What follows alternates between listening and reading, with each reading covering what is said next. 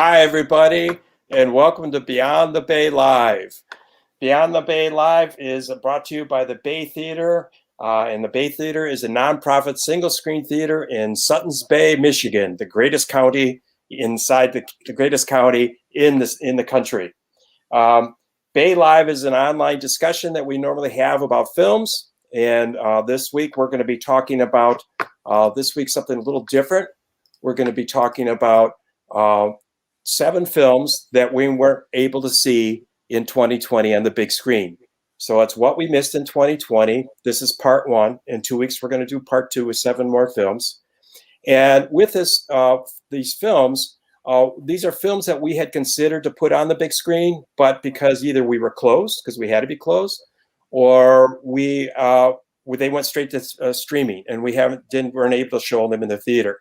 So at this point, this is what we're going to be doing today. It's going to be a little differently, but I'm Larry, and I have some other guests with me, panelists with me today. To start off with, we have Kevin Maher.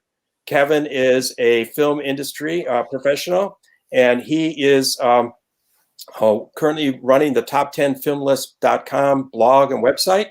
And we are lucky to have him on our programming team. So thank you for being here today, Kevin. Next is Zeke Smith. Zeke is our projectionist. One of our projectionists is at the theater, and he's also a member of our programming team. And he's an avid film fan, and we thank you very much for being here today, Zeke. Thank you. Next is Rita Wessels. Rita Wessels is a movie buff and fan for many years. And I want to say how many. Sorry, Rita. I almost did slip. But Rita's been around for quite a while, and we really appreciate having her on our programming team. And thank you for being here with us today. Thank you very much. Thank you. All right. So what we're going to do today is going to be a little bit different, meaning that we are, instead of having just a pure discussion about a film in different topics and different questions be answered, what we've done is we've had the 4 of us, go and look at the films, and maybe not everybody has seen all the films, but we've got enough so that we have at least one person to give be the primary contact, give you an overview of the film and talk about it and give their perspective on the film, like a little movie introduction, their thoughts. And then we go into we'll break it out to the rest of the group to talk about. And at the very end, though, we'll come back and offer you a final take, meaning what we think you, the viewing public, should do about this film. Should you go watch it on streaming or wait till it comes on a big screen, if it ever will?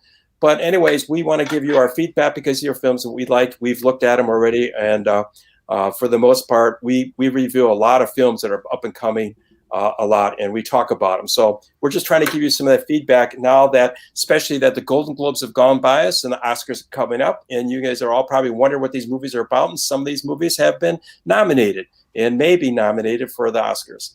So we appreciate you coming today, and how you can participate today in the conversation. If you've done this with us before, you'll notice on the side of your screen or on that side of your screen or on below, there is a chat area. And in that chat area, you can already see a couple of people have been out there greeting and talking to each other. We get some people that come on a regular basis, and that's good. So you can join in our discussion by joining the chat. If you've seen the movie or you have thoughts about the movie, or if you had a question, please go ahead and put it in the conversation. We have White Fang, who is a volunteer for us. Yes, White Fang came out of retirement from the Soupy Sales Show, and White Fang is backstage, and White Fang is looking over all the comments as part of the Bay Theater, from the Bay Theater, and will, from time to time, as if we see something that's important related to the movie we're discussing, to put a comment on the screen or a question. And understand, we may not get to all comments, and we probably won't get to all. Thank you. There's White Fang talking. Good. Thank you. It's very good to have you here today, White Fang. All right. So if we get on without it right now, let's get to our first movie tonight. And our first movie is going to be presented by Kevin Maher, and it's the trial, the Chicago 7. So Kevin, go ahead and get started, and let's see where we go from here. All right.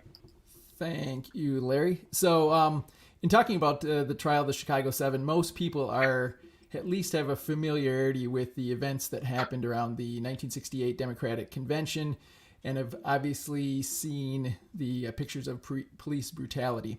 Writer-director Aaron Sorkin's trial of the Chicago 7 contextualizes those events instead of focusing on a chronological recapping of the convention itself. He focuses on the political trial that happened 5 months later.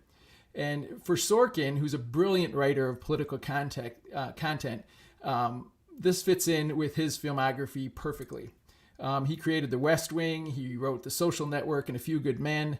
And the strength of the Chicago 7, as it is often with Sorkin's work, is definitely the structure of the narrative and the dialogue that drives it. Important here is that each of the defendants and their counsel and then various political figures are brilliantly created so that none becomes a caricature of a well-known person, but each is portrayed as nuanced and sometimes conflicted individuals. For me, however, there's two performances that stand out above the rest. The first is Mark Rylance, the always dependable character actor. His portrayal of defense attorney William Kunstler is wonderful. And then Sacha Baron Cohen's portrayal of Abby Hoffman. Because for both of these characters and these actors, their performances show the soul of their character.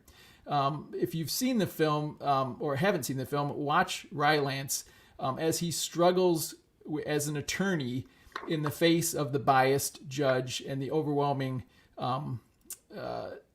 sort of workings against him while he's doing it. There's that internal struggle, even when he's not speaking, that makes him highly watchable.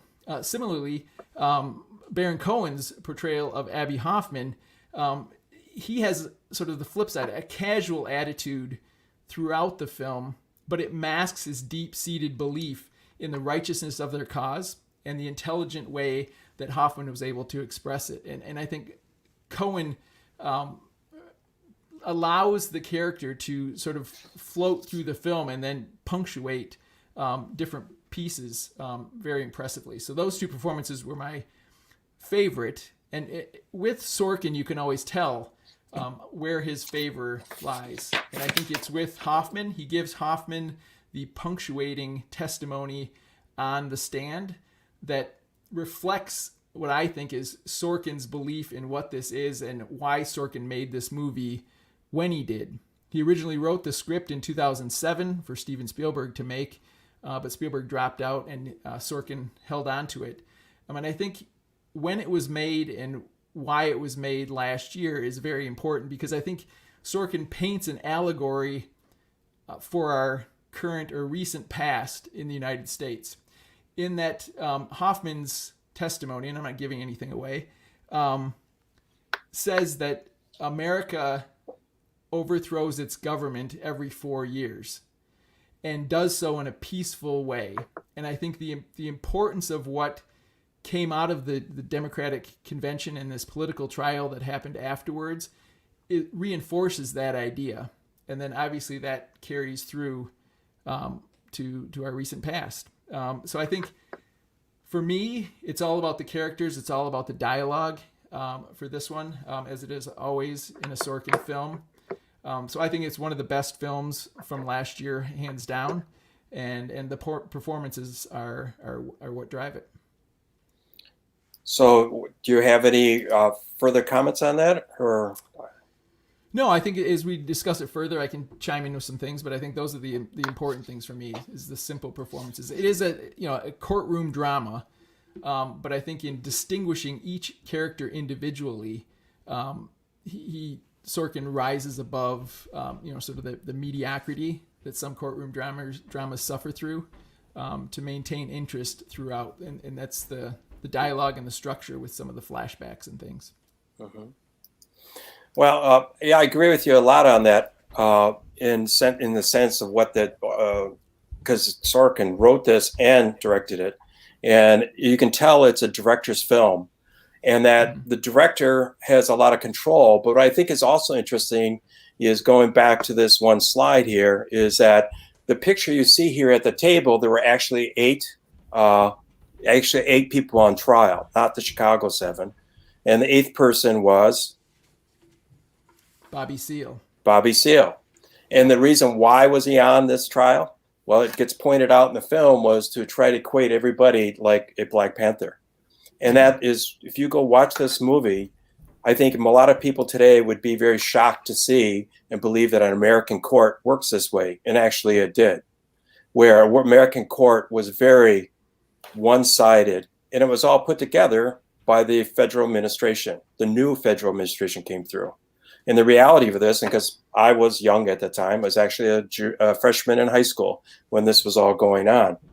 And I remember this being a big deal, but I didn't realize how bad the real world was, until later in my life, I started understanding how bad Jim Crow really was, okay, and how bad it was for people to speak.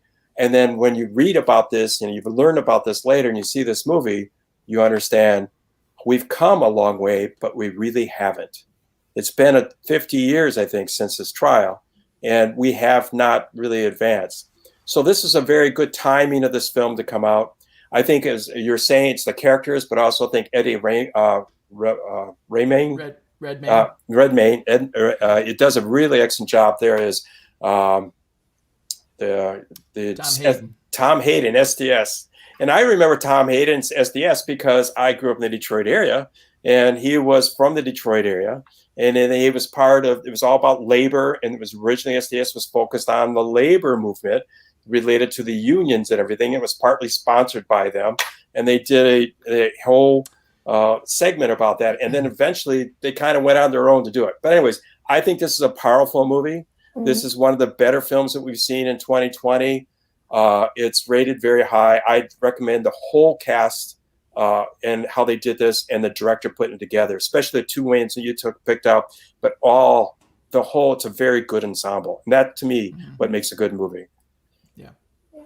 So, Rita, did you have anything more to say? Yeah, I'd like to chime in there. So you mentioned the ensemble. I'm not muted. Do I need to speak up? No, you're okay. Okay. The ensemble has been nominated as a group for several awards, which I think is appropriate, even though, as Kevin pointed out, each character is presented individually. And I know this film struck me in a different way than Larry. I watched it and I enjoyed it very much, much more than I expected. And I realized that when this happened in 1968, I was 7. I was not in the country. I was staying with my grandparents for the summer out of country. And then in the next year, in the 69, the trial, I would have only been 8. So I would not have been paying attention. And I thought, why don't I know about this? And I realized, well, 10 years later, 79, when I graduated from high school, it wasn't yet in our history books. It wasn't covered yet, or we didn't get that far. So I felt like I filled in a big chunk of missing American history by watching this trial and learning about what this was that happened in Chicago at the convention in 1968 and the trial that followed. Like, I didn't know all those details. And I remember when watching the film, the moment that the judge is introduced, within the first 3 minutes, oh, this is not going to go well at all. And like Larry said, it just was very shocking then to see how the defendants were treated, especially, now I forget his name again, Mr. Bobby Seals. Bobby Seals, thank you. Mr. Seals, the way he was treated was just abhorrent. And so I think especially for younger people who weren't conscious of politics for the late 60s and early 70s, this would be a very enlightening and entertaining way to fill in that gap in what you might not have learned in your history class. Yeah, I mean, I wasn't around in 68 when this happened. And I also was not very educated on this. If you had asked me what happened during the DNC in 68, I would have no idea of anything special happening. And watching this, in the year it came out and everything that happened throughout the summer, I was aware of, people protesting police violence, just protests in general. And I knew that it wasn't anything new. I knew it's something that America has been fighting and dealing with for hundreds of years. But seeing it in this film really brought it to life, especially there were moments during a riot or when it was showing any scenes of the violence, it would cut to black and white. And I'm not sure if those were actual footage of the protests and everything, or if it was an artistic choice and they decided to film it. But it was very moving and definitely something that I'd recommend. Well, Rita, I think you touched on one of the most sort of enlightening things about this is the judge. Because in most mass media portrayals of judges like that would be seen in a southern, either county court or maybe a state court, but not in a northern federal court. And I think that was the most shocking thing, because it was so consistently biased through it. And obviously there was some embellishment by Sorkin for purpose, but clearly it was to reflect what was actually happening in the courtroom. And I think that was one of the most surprising things for me about it. One of the characters, though, that I did want to mention that we haven't talked about yet is Mark Strong's portrayal of Jerry Rubin. And to me, this was the one character that Sorkin didn't seem to like in the way that he wrote him. He had that, he fell in love with that FBI undercover agent. And it was sort of a pathetic reflection of a very important countercultural voice, from that era. And it was just that portrayal, that sort of that sad sack puppy dog portrayal, that's the one that sort of bugged me. But Sorkin is really good at letting you know how he feels about a character. He was sort of prickly with Tom Hayden, right? Because some of the situations that he put Hayden in is, when he stood up by himself when everyone else was sitting in disrespect to the judge. And that did happen, but there was other things where he, maybe he didn't quite agree with Hayden as much as he sympathized with Abby Hoffman, for instance. And I think Sorkin sort of lets that come through. And it's interesting you bring up Jerry Rubin, because Jerry Rubin and Abby Hoffman, and I think John Lennon was also an Oko, were on the Mike Douglas show back in the 60s, that show. And they were on the show, and all I remember is Jerry, I thought it was Abby Hoffman, could have been Jerry Rubin. One of the two guys said, "Don't trust anybody over 30. And I was a little bit older by then in high school, going like, yeah, that makes sense, All right, the timer's gone off. We need to move on to another one. So let's go in for our final take now. Kevin, what's our final take on this? The trial of the Chicago 7 is one of the best courtroom dramas that you'll see. It also, because it actualizes history and contextualizes history, I think it's one of the most important films for people to watch now in light of the political theater that we've gone through in the last now 30 to 60 days, because I think it really shows that our government and our institutions are set up for dissent, but they protect themselves when necessary, for both good and for ill. Mm-hmm. Well, thank you very much, and I hope everybody go out there, make your decision whether to see this or not. It's available on streaming. We recommend to go to justwatch.com, and you can find out where it's available on streaming services at this time. It also may be out in the theater still someplace, so keep looking. You may never know where it's going to appear next. All right. So next we're going to move on to the movie The Wolfwalkers, which is an animated film. And Rita is going to be our host for that one. So Rita, why don't you begin? Yeah, sure. So Wolfwalkers comes to us from the Cartoon Saloon with directors Tom Moore and Ross Stewart. They are also the same group that gave us The Secret of Kells in 2009 and Song of the Sea in 2014.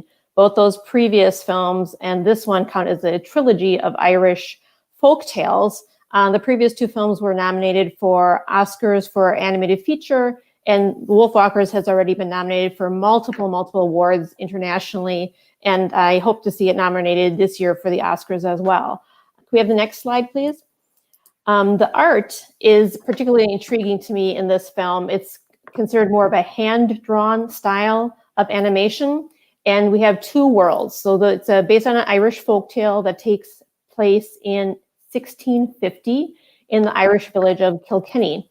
And the village is drawn very starkly with harsh lines, lots of browns and grays. Everyone's very angular. Even in this lower middle picture, this is one of the feral street kids. He's very angular and angry. And that carries through. Next slide, please. For the Lord Protector, who is the Englishman in charge of this town. And he's also very big and bulky and imposing and angular. And they are trying to get rid of the wolves outside of the city walls because they want to turn the forest into agricultural land or grazing land for sheep. And they need a wolf killer to come and take the wolves out so that the peasants feel safe when they're clearing the forests. And this is a true obsession in this village.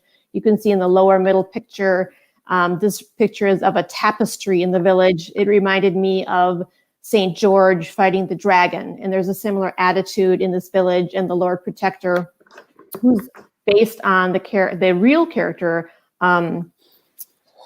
Oliver Cromwell, who was the Lord Protector for this town. Can we have the next slide, please? So William, or Bill Goodfellow, and his daughter Robin come to this village. Mr. Goodfellow has been hired to kill the wolves, and he is a widower, and he's trying to protect his daughter. She wants to help him. She wants to go in the forest with him, but that's not what girls do in 1650. So he pretty much forces her to stay at home. But of course, she doesn't listen because we have to have a reason to move on in the story. Go on, please, the next slide. So Robin comes out into the forest as well and runs into a wolf. And the wolf protects her from the pack and actually helps her and watches over her when she gets slightly injured in this incident. And if we could have the next slide, please. We learn that wolf is a Wolfwalker. Her name is Mabe. And she can take the form of a human during the day and takes the form of a wolf by night. And these two girls strike up a friendship. And there we go. We can stop right there. Yep, that's good. There's a big change in the scenery and the artwork in the forest. It's much more magical. The lines are curved. There are deeper, richer colors. It looks like you're looking at an oil pastel, and everything gets a little bit more soft and more magical as opposed to the village. So there's a nice contrast in the drawing style between the two settings. And the girls hit it off really well. If we could have the next slide, please. They do all kinds of fun girl things together, and everything's going just fine. And then we can move to the next slide. And then it turns out that Robin, the English girl, who's married to the wolf killer, learns that she has become a Wolfwalker. And at night, her wolf spirit leaves her body. And again, we have this beautiful artwork with very mystical, stylized drawings. And if you could have the next slide, please. There's ancient drawings. This reminded me of Native American drawings. You have these ancient symbols and again, more soft lines. You see she still has the flowers in her hair from the visit to the forest. So she's undergoing a transformation too. The next slide, please. So the girls continue to be friends, and Mabe, the wolf girl, shows Robin how to live as a wolf, to be, as the tagline says, be fierce, be wild, be free. But we have to have some conflict. So we move on to the fact that, next slide, please. Mabe's mother, who is the leader of the pack, she has left her earthly body, but she hasn't returned in a long time. So Mabe, the very young wolf, has to be the leader of the pack and protect her mother and lead the wolves. Well, it turns out that Mabe's mother, Moll, has been captured by the Lord Protector. Next slide, please. And wants to make an example of her and kill her in front of all the townsfolk. And Robin figures this out, and here she's in her fierce mode and wants to protect Moll's mother. And a great battle ensues. And without giving away all of the plot, there is a lot of peril, there is danger, there is injury, and the girls have to use their wits and their strength to go through this battle. Can we have the next slide, please? So I found this to be a very entertaining film, and it worked on many, many levels, not just the artistic balance between the harsh village life and the mystical forest, but also a lot of themes like authority versus rebellion, tradition versus progress, because we had folklore and religion versus science and spirituality, humans, progress versus the environment and earth and habitat, outsiders versus the majority, and to me, most importantly, strong women and girls versus traditional female roles. And the two characters, Robin and Maeve, exhibit many of those good qualities that are present in great friendships. Okay. Zeke, do you have any follow-ups on that? Follow-up question or comments? Yeah, Rita did a great job going over it. The main things that I'd like to add is the relationship between the father and daughter. Mm-hmm. It's a really great one because the father he's a good character who's definitely flawed from, living in this world where, he's a wolf hunter, and later on in the movie, you're not so fond of that, but he's doing it to protect his daughter, and he truly does love her. And we never doubt that throughout the movie. And watching him learn and grow along with her as she begins to learn about the world outside the walls and beginning to question authority, he is faced with being an authority figure and also questioning authority and learning along with it. Mm-hmm. Yeah, thank you, Zeke, for bringing that out. I thought that was a really good part of the storyline as well, and gave it a little bit more modern twist. We don't really know if Mr. Bill Goodfellow was that kind-hearted and was able to be so progressive in that time, but I think it played very well for modern audiences. Mm-hmm. Kevin? Kevin, you're on mute. You're still on mute. First of all, I have to say that Kilkenny is my favorite city in Ireland. So it's very beautiful. And actually, Kilkenny Castle is still there. This took place in 1590, I think, but Kilkenny Castle is still strong and standing.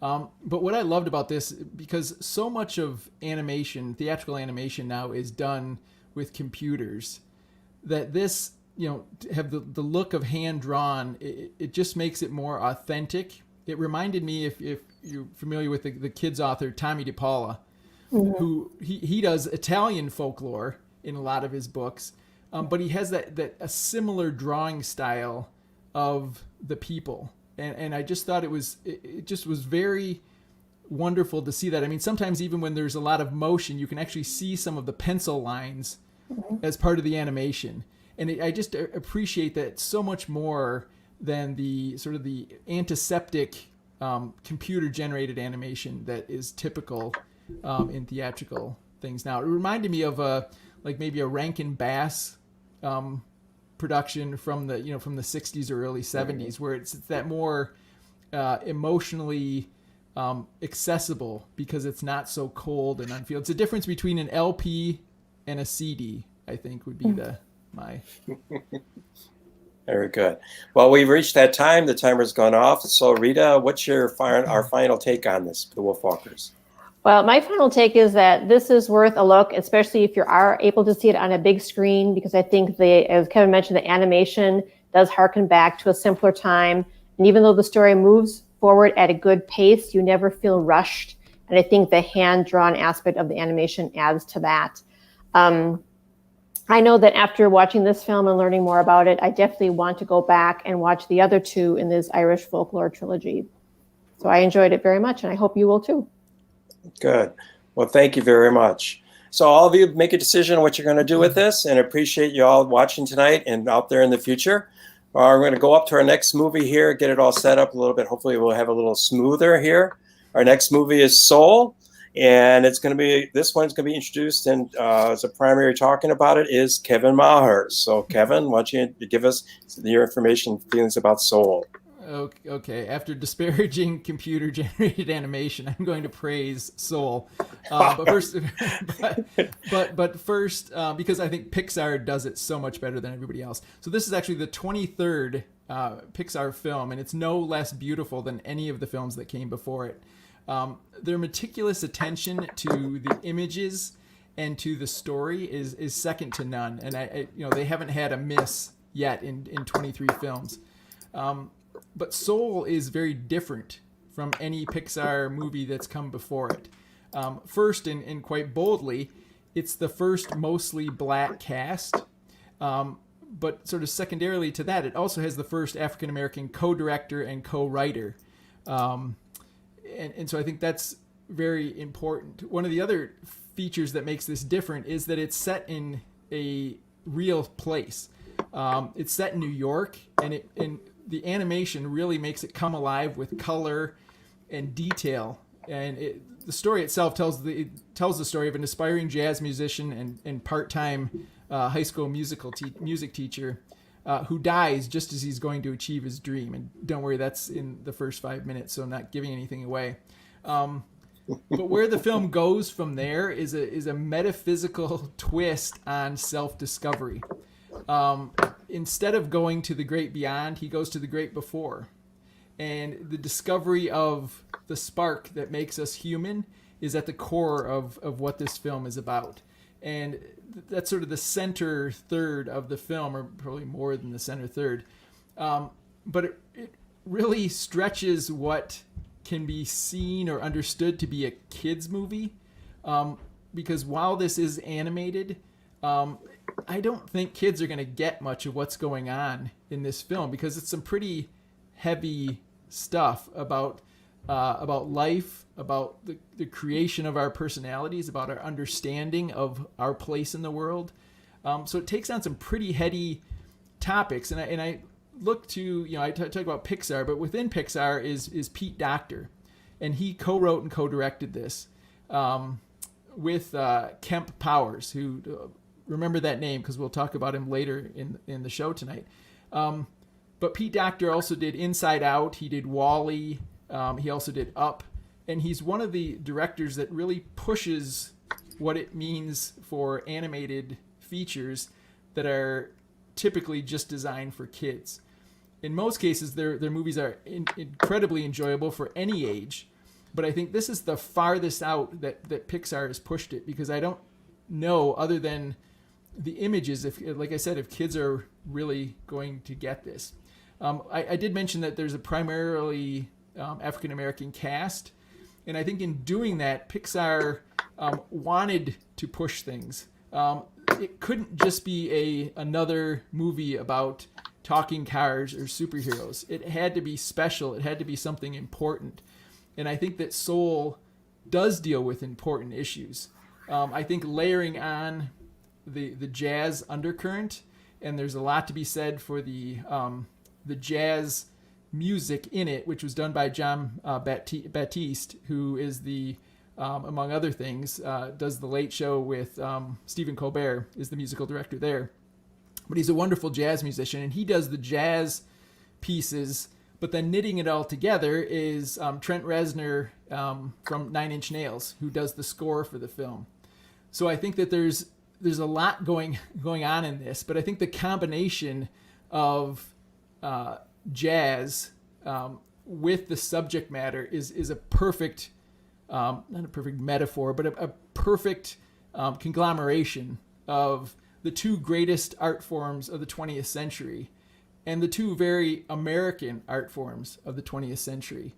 And I think that, that Kemp Powers sort of drives that piece of it, while Docter maybe drives the, sort of the metaphysical piece of it. And I think together, it's a flawed film, don't get me wrong. But I think some things don't work in that middle third, and I won't give away exactly what it is, but some of the things just don't quite work.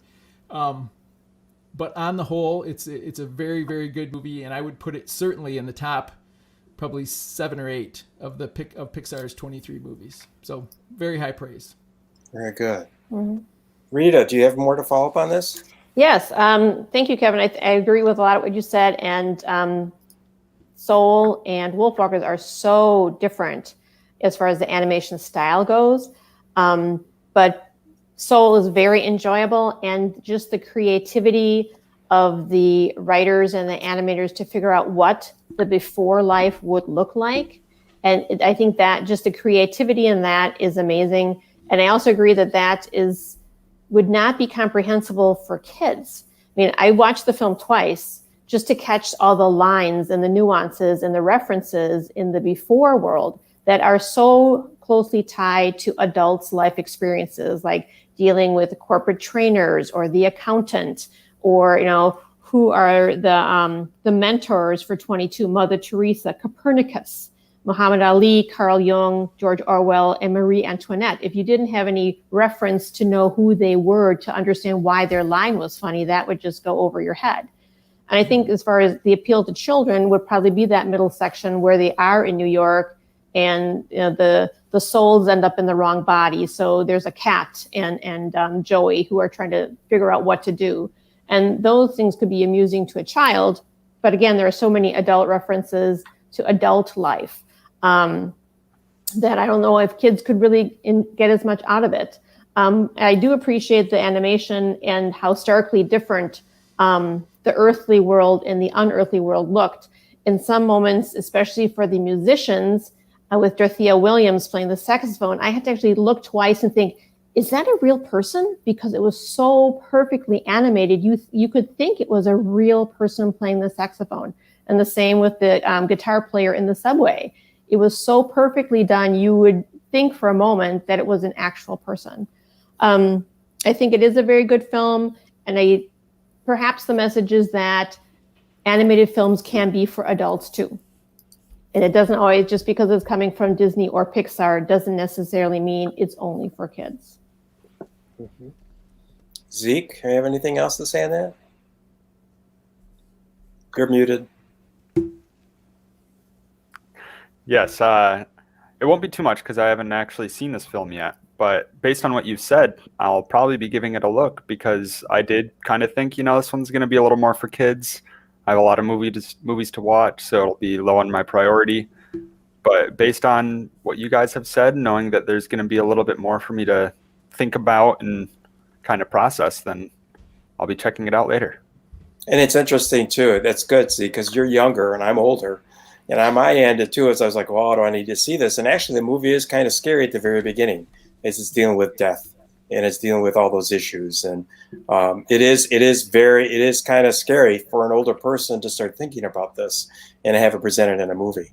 So, anyways, it's good. And so now what is that? The coyote? What is that called, Rita? Quiet Coyote. Quiet Coyote, because the bell has chimed, and we have to get into now our final take. So, Kevin, what is the final take on this?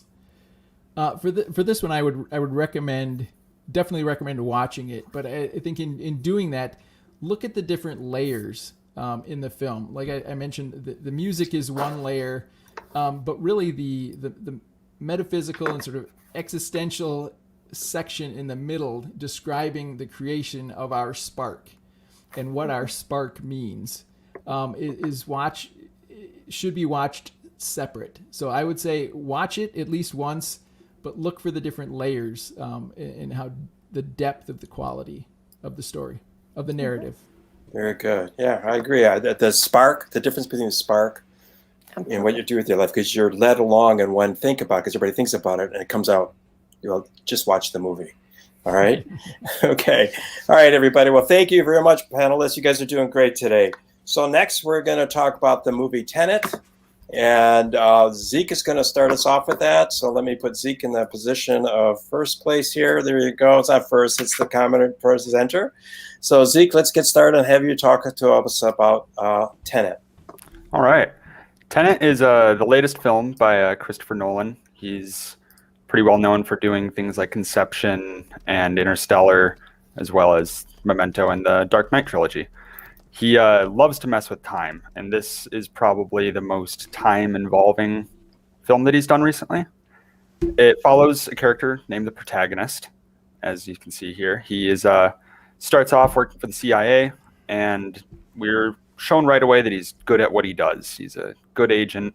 He works hard, and he's very loyal to the team that he's working with. After our opening events, he gets sort of introduced to a thing called Tenet, which we learn along with him about its dangers, what it is at all, and who's involved in this, what we're told, a giant Cold War. And it's very much a bouncing around, not so much in a bad way, but you go to a lot of places, do a lot of things, and sometimes it's a little difficult to keep track of. There's a lot of, timelines and things like that running into each other and making it a little difficult to, know where everything is going to be leading to. That being said, it makes it very suspenseful. You're always asking yourself questions, asking the characters questions, even though they're not going to answer, and just trying to figure out, what's going on. Some people find that frustrating. I was frustrated in moments with this film, but there are also scenes where you get the, thank you, the great satisfaction of putting a puzzle together. So I definitely recommend checking it out. It's a longer film, but it's got a lot to show, and it's a very visually engaging movie. There are visual effects, things flying in reverse, and lots of practical effects as well. I won't give away too much, but the director likes to use real things instead of CGI quite a bit. Right. Yeah, and I agree with you on that, Zeke, is that the film, Christopher Nolan is really good about putting movies together. He did the Batman series, the new remakes of the Batman series, and some of those other movies I like a lot. This movie, I had some problems with it in that I like the concept of it. I like the idea of it. It's some of the execution of it I really doubt. The female voices, when they're talking, are very low. I listen with headsets on that are fiber optic derived sound for my headsets, and I have it up a lot and loud enough, and I could barely make out what the females were saying during regular scenes. And they're saying important things, like the physicist that's talking about how this all works, this time travel and all the forces about it, why it all works this way. But you couldn't really hear it that well. And the same thing goes with the female protagonist in the film. It's hard to hear her a lot of times. And I like that. That was just a very irritating part for it. But the other part of it is that it was just too long. It's 2.5 hours long, and they could have stopped it at 2 hours. They had a really nice position for the break there to do it, where you could carry the story along to one point, and myself and other people would be interested in seeing what's after this. And they could have taken that whole last half hour, but the last half hour had some great visual effects, some great scenes that put together in films and using filmmaking techniques that were really good, but they're just added on. And I would have enjoyed stopping the movie back then and watching the next movie to see where it continues. And you could have made twice the money. Okay. So anyways, that's my take on it. I like Christopher Nolan and his work. I like the actors in it. It was he played Edward in Twilight. And I can never. Yes, Patrick, isn't it? I thought it was Patterson. Patterson, Patterson, yeah. And Patterson. And if you look at him, he does his role. I think he does the best acting in it throughout. He's shown his temperament throughout. He's doing everything. And there's a major question at the end of the movie that they could have made into the next third movie for why it's happening the way it is. So I just thought it was too much. I could have been done better. Could have ended, have everybody feeling better about it. Does Rita or Kevin, you have anything on this? Okay. All right. Those are my takes on it as well. And I think I would like to, Zeke, now go into asking, because the timer is about to go off here. So we've actually, Zeke, you and I have made this within our time limit. So Zeke, sorry, I got the wrong slide up here somehow. Sorry. What's our final take on Tenet? My final take for Tenet is that it is a fun movie to watch. As much as you need to pay attention to it, it's not a casual film. It is fun. You get to see a lot of cool things, and you get semi-rewarded near the end of it. I do believe that they're going to make a second one, and I'm eagerly looking to watch the other 2.5 hours of that. 2.5 hours of that, yeah. Oh my gosh. All right. Well, thank you, everybody. You make up your minds on that one. It's a nice sci-fi movie. It's good for things like that. And as Zeke was saying, it may be another 2.5 hours. So we'll just have to be prepared for that one. All right. Okay. Well, next we're going to talk about the movie On the Rocks. And I'm going to get a chance to speak out here a little bit. So I'm getting set up here a little bit for that.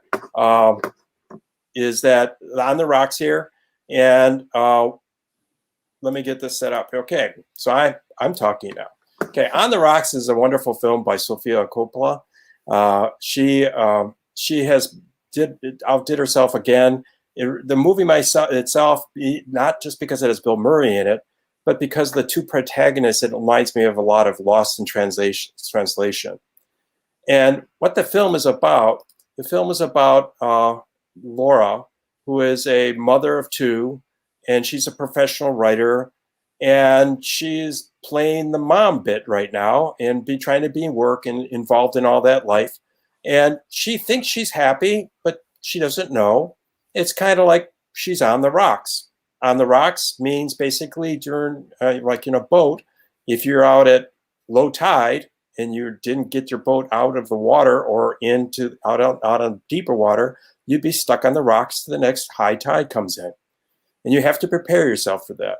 And that's what's happening here with Laura. So Laura's kind of going about her things, and she has a nice husband, and he's wonderful. He plays with the kids. He loves her. He talks to her and everything else, and they have a very wonderful relationship. Everything seems to be going well with them. And then all of a sudden, it happens that she continues. What she realizes that she's stuck because she's stuck in doing these daily activities. And like this example, the scene here is just a kind of ongoing thing where she's stuck having to listen to one of the other moms in line, waiting to pick up the kids. And those moms are waiting to pick up the moms. And this mom just keeps talking about an affair or whatever else. And she doesn't want anything to do with it. She feels like she's just trapped. And this is where she's starting to feel trapped about this. And then also is that she's supposed to be a writer, but she's got writer's block really bad. She's gotten a wonderfully big advance on her next book, and she can't do it. As you see in this picture here, what she ends up doing is, you see, if you've written anything, or even like you're doing your college paper or homeworks, what do? You make sure your pen's in order or your pencil's in order. Everything's on your desktop right. You've got all your messages answered. You're taking care of everything, but you're not doing any writing, okay? And so she feels kind of frustrated about this, but doesn't really know what's going on. So next is that her husband or her are getting along well together, but then all of a sudden something happens. And I'm not going to go in detail about it happens, but something happens that goes like, is there something wrong with our relationship? Oh my God. And is he having an affair with somebody at work? Husband is off on a new venture. It's a new startup, and he's off traveling around, involved with all these big people and doing a lot of things. And Mike agrees, yes, okay. So you wonder what's going on. And so what she does is she reaches out to a friend, even when she's I couldn't find a picture of it, but she's with her grandma and her mother and her sister at lunch. And she mentions her husband, and the director, Sophia, does a really good job of not really telling you what's really happening. But the impression you get is everybody's kind of like, oh, he's off traveling all the time. Oh, really? This is what's happening. And she's starting to think about all these things that could be happening and going wrong. So what she does is she calls her dad, and she doesn't really have she has an okay relationship. She still has one, I guess, but she hasn't really been in contact much. She calls her dad, and of course, dad wants to help, right? Isn't that what dads are supposed to do? Help their daughters and their sons. They're supposed to help them out. So he's wealthy. He's a wealthy art gallery owner. He's really well known for that. He knows everybody in town practically, as you'll find out in the movie. And he's got a chauffeured car, and he gets driven around in it. And he says, well, let's just go off to lunch. I'll take you to lunch. We'll just go get together for lunch and talk about this. So he starts to get more involved with her in doing all this. So they go to lunch, they have conversations, and she starts feeling more concerned and more concerned about what's going on. And dad's trying to help her. But at the same time of being a dad, he's trying to make everything happy and just to do the things like learning to whistle. Dads teach kids to whistle, right? Or moms do too. But I mean, it's like one of those things that parents would do is like teach my kids to whistle, and she can't remember how to do that, okay? And so she's going through that. There's another little scene where what you realize is not Bill Murray, but it's actually the writing, the craftiness of Sofia Coppola, in that Bill Murray's character is being very much like a dad, or trying to connect with what he remembers being a dad and the fun he had being a dad with her when he's little. But she's not little anymore, but he's still trying to do that. It's like not only whistling, but there's another scene where they're someplace, and he says they're going to leave and he'll make an exit at this cocktail party. And he says, yeah, but walk backwards. If you walk backwards, nobody will really know where you're going, and you can just keep walking. So he does that, and they do this together. And I saw that, and the reaction of Rashida Jones is just great. She's wonderful in this movie, as Bill Murray is. But she just has this really good way of interacting with her, like, okay, Dad, I'll go do this with you. All right, and they walk backwards. And to me, it was not Bill Murray, but it was just being a dad. And he's also like being a grandpa. In this case here, he's the grandpa, and he's enjoying playing with the kids. But what he's doing, because of his character and who he is and what he does and stuff like that, he's teaching the kids how to play cards and how to bluff, right? Isn't it fun how to bluff and have a good time? It's like having games and playing mysteries, okay? So anyways, he's being grandpa and everything else. And meanwhile, she's still stuck and she's still on the rocks. And he keeps coming in and doing these things. He's doing private investigations and doing all this stuff. And then he concocts, he says, well, let's go follow your husband some night. And he shows up in his Aston Martin with champagne and caviar to eat while they're doing a stakeout, okay? And this is just like over the top, but it's like, you could believe this about this character because who he is and what's he doing. And she's like, whoa, what's going on? And you have to, the movie's done really well. I have to like watch the movie for you to make out what your interpretation, but he's trying to be this dad and he's doing all this stuff to help her out. But then at a point, they get to this one other time near the end of the movie where he's being the dad, and it's actually, she's coming to terms with everything, being with her dad, her husband, their family. She's starting to come to terms. And you see it's supposed to be like a super spy stakeout. Oh, we went the whole time already. Oh, Larry. I'm the timekeeper, and I'm not even doing a good job. All right. So I'm sorry, folks. But anyways, the movie's really good with this. He goes out at this point with being being a spy, and he's got a vest on, stuffed to these things.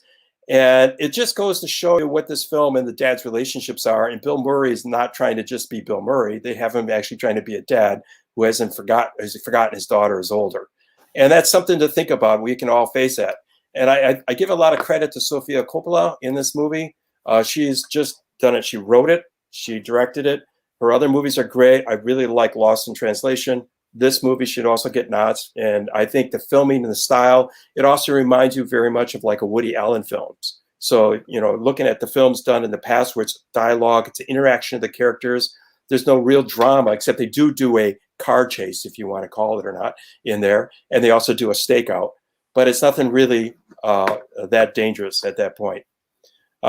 So let's go back here to the group here. And I'm sorry, I didn't realize I was taking that much time. I was having fun. I get the chance to talk. So, but Rita, did you have any follow-up on that? Yeah, I just want to add one thing. I was hesitant to watch the movie at first because the topic, the way it's presented in the trailers, is sad. The wife, Laura, is questioning whether her husband has been unfaithful to her or not. But as I watched the movie, and if you choose to watch it, I would say, consider this. Who is the person who needs saving or rescuing from the rocks in the film? Is it Laura, or is it actually her father, Felix, played by Bill Murray? Who's the one who needs the outings and the fancy lunches and the adventures? Is it for Laura, or is it for Felix? And I'll leave it at that. Okay. Let's go to the final take on this one. The final take on this one, this is very recommended to go see it, especially if you like Sofia Coppola, if you like Rashida Jones, or if you like Bill Murray. Just the combination of all three of those together. The filming, it's done in New York City. And if you've liked a Woody Allen film, like you saw in the past where they'd have relationships and talking about that, this film is a very good study in that. I'd recommend highly that people go watch this film, and I would see if the Oscars do take a nod and recognize this in some way. So that's a final take on the rocks, right, guys? We all done? All right. Okay. Up next is going to be Greyhound with Zeke. All right. And Zeke, let's get you set up. All right, Zeke. So we're going to talk about Greyhound, the movie, the Tom Hanks movie. Oh, one of the Tom Hanks movies. Yes. I absolutely loved this movie. I watched it earlier this week, and it follows Tom Hanks playing the captain of the Greyhound, which is a Navy U.S. ship protecting a fleet of supplies, soldiers, and just about anything you could need when you're fighting a war over in Europe. and he's making sure that everything gets there safely and doesn't get bombarded by German U-boats. It is such a fascinating movie. First of all, it is based on a book called The Good Shepherd, I believe, and it's a personal, I don't want to say favorite because I don't know him, but Tom Hanks really enjoys the book, and he's been wanting to make this movie for a very long time. I listened to a podcast of him discussing it with another historian podcaster, and he seemed a little saddened that it couldn't make it into theaters, which I can agree. It is a spectacle of a movie. Big naval battles, big explosions, and it never takes away from the actual heart of the movie. He is there to protect these medics, these non-soldiers, just sailors trying to, help in the war effort. And it allows for him to really find his way through the, he really struggles throughout it. We can tell that it is a mental and physical battle for him, even when they're not being torpedoed or struggling to fight for their lives. He's still there looking constantly for more U-boats and to protect everyone. That's most of what I have for the introduction. If you guys have anything to add. Well, yeah, Zeke, I saw the movie also, and I'm, of course, a big Tom Hanks fan, and he wrote the movie. So I knew this is something to watch. Also, when I was younger, I was into submarines and the submarine force in World War II and all this stuff. I read a lot of books and everything else. I was up on toured boats and ships. And I realized everything in here. And the author for the book that he wrote also did all the Horatio Alger series and another book series that were both turned into movies. And this book had never been put in a movie. But what I would say is that I like the film from the concept of it. And they put a lot of effort into trying to make it good as far as technically. One of the things is that because it was like in the book version, they actually have so much in there. They depicted almost every way a wolf pack could attack you, from guns and everything else, and the way they would act. Just everything happens in this 2 hours. And the other thing is that I think they could have had more interaction with the crew more and the junior officer, the next officer, executive officer, so that it could have had more interaction. Otherwise, it was really all about the captain, which is true. The captain rules the roost. But a lot of times, if you look at these other movies, like the book, I read the book, and based on a real life commander ships, Run Silent, Run Deep, and also looking at other movies like that, or Das Boot, excuse me, I said it right, Das Boot, the German film. That's one of the all-time classics too. You really find is that it's the crew working together on a ship, and they all have to talk and work with each other, and it's not as quiet as some people think. And I guess one of the reasons I liked it when I was younger is because I was interested in all that, but also the ability to think in your head about where things are coming. Today, you can plot things on a computer and you have it in your hand and all this stuff. But just think, if you had to kind of think where a boat was based on sonar readings, where you're angled, where you're going, and if they fired a torpedo, what do you do to get out of its way? Okay. And those type of things all come into play.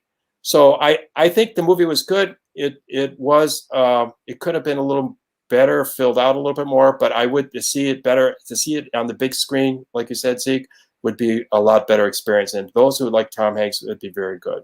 So does Kevin, do you have any thoughts on this at all? Have you seen it? Yeah, I mean, I think the one thing about Greyhound is it was a COVID casualty. Sony had planned to release this theatrically, but then sold it to Apple, I think,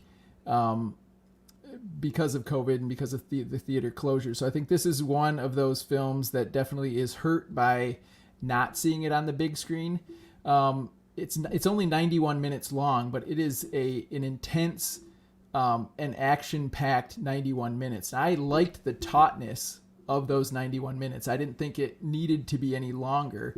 I think it was the perfect length, and it did remind me of the flip side of Das Boot, which is one of my top 10 all-time favorite films. So I enjoyed this one immensely. Mm-hmm.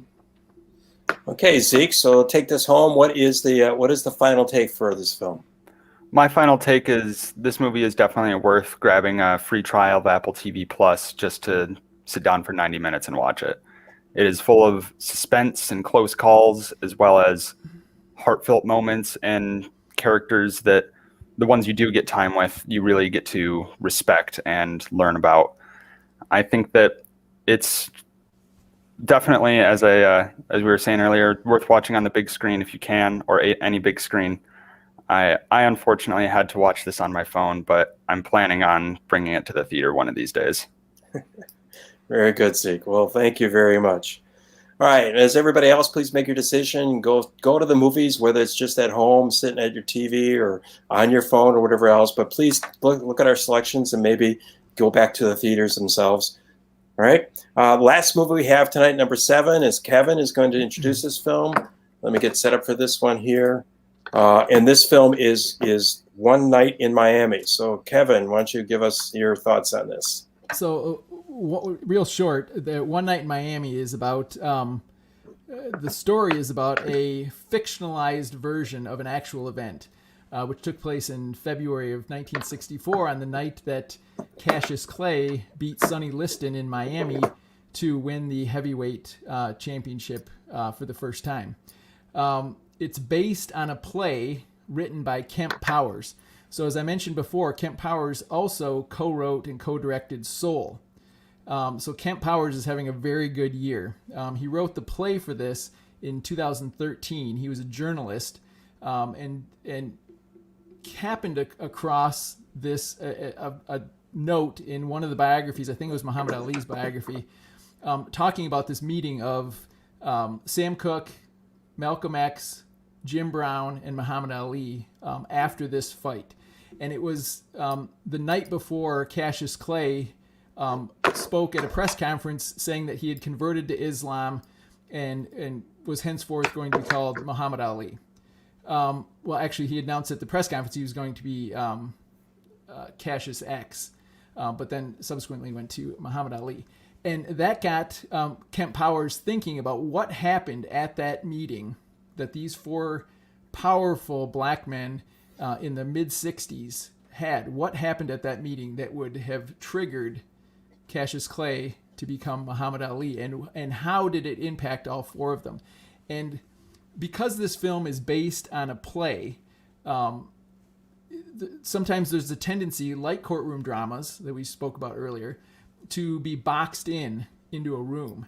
And the other person who I think should be given great credit for this film is a first-time theatrical director, Regina King, who is she had cut her teeth on TV in the last 4 or 5 years directing episodes, but she too is having a good year. She's having a good 2 or 3 years. She won an Academy Award in 2019.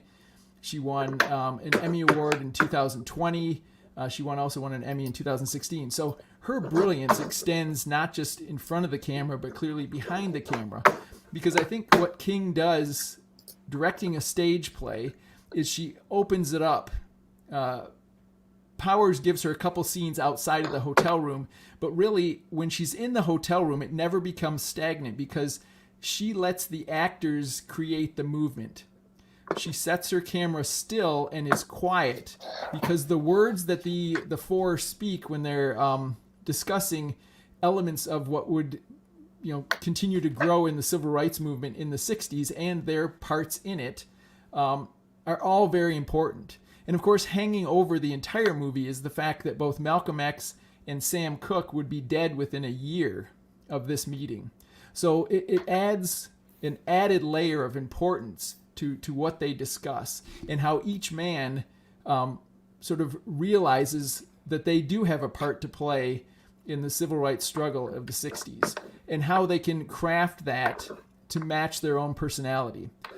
Sam Cooke, who's brilliantly played by Leslie Odom Jr., who captures Cooke's singing style and performance style to a T, is also fantastic. But for me, the center of the film is Kingsley Ben-Adir's Malcolm X.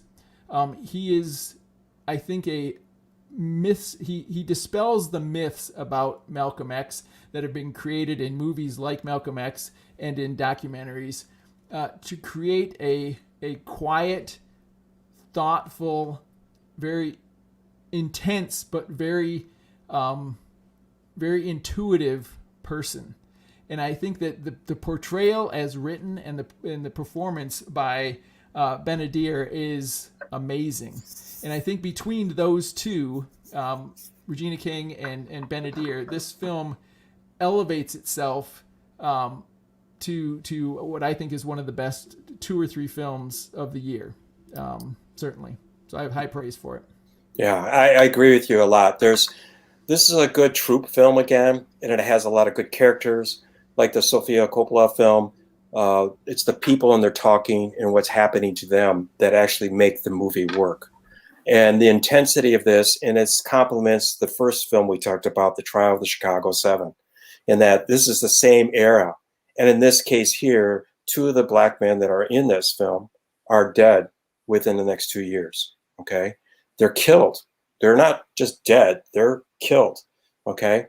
And that's just really amazing. And these 4 people were all nationally known people and recognized people in what their lives were. But the acting of this, to be able to tell the story and to be able to get people to follow through and go all the way through it, I think Regina King did a very wonderful job with this as well. And I think what I was amazed at, I was trying to think about before I saw the film, so they're going to talk. What are they going to talk about? And all that is what's it going to be? Because you see the trailer, you don't really know. Is it a party or what's going on and what's happening? But you see through this is that it's really about Malcolm X and coming to terms where he's at and where he needs to go and what he's afraid of and everything else. And he's looking for the support of his buddies. And in real life, I found evidence evidence that the 4 of them were buddies, and they all happened to be at that event at the same time. And so, because James Brown was the one that's Jim Brown. What? Jim Brown. Jim Brown, not James Brown, right? Jim Brown. Jim Brown was actually there on the ringside, actually doing color commentary for the announcers, and it was just really amazing. And all that stuff was true, and it ended up being what was really mostly fictional was what happened when they were alone and all the thoughts they had. But it does bring up what was really going on, which is also amazing to me, is that this was in Florida at the height of Jim Crow. Bombings, lynch mobs, all kinds of stuff, shootings still going on. It was really not really a good place to be. Yet here they are in Miami having this conversation and doing this. And I think that's just unbelievable. It's a really good film for everybody to take a look at. And to experience the filmmaking, the acting, and also what was probably going on or what could have been said or not said. Anybody else? Yeah, I'll chime in here. One thing I appreciated is, again, learning more about an era that I was too young to experience firsthand or to be conscious of it firsthand. It made me want to learn more about each of these 4 men. And when I learned this was based on a play, I really enjoyed the change of pace to have a dialogue-driven film. So many of the entertainment offerings today are all action, action, action. But to take the time to show people having conversations with deep meaning was also a nice change of pace. And the fact that these 4 men represented different aspects of society, religion, sports, film, and music, really rounded everything out. And I think Regina King did a phenomenal job of translating this film from a stage play to a movie. Mm-hmm. Zeke, anything else? Or okay. I haven't seen this one, but it's definitely piqued my interest. Okay. All right. So Kevin, why don't you give us our final take here? Yeah, sure. I think similar to The Trial of the Chicago 7, this is a fictionalized version of a real event. And I think it points out the nuances of the civil rights movement that are sometimes broadly painted under one umbrella. And I think that this does draw interesting ideas, whether they were actual or not.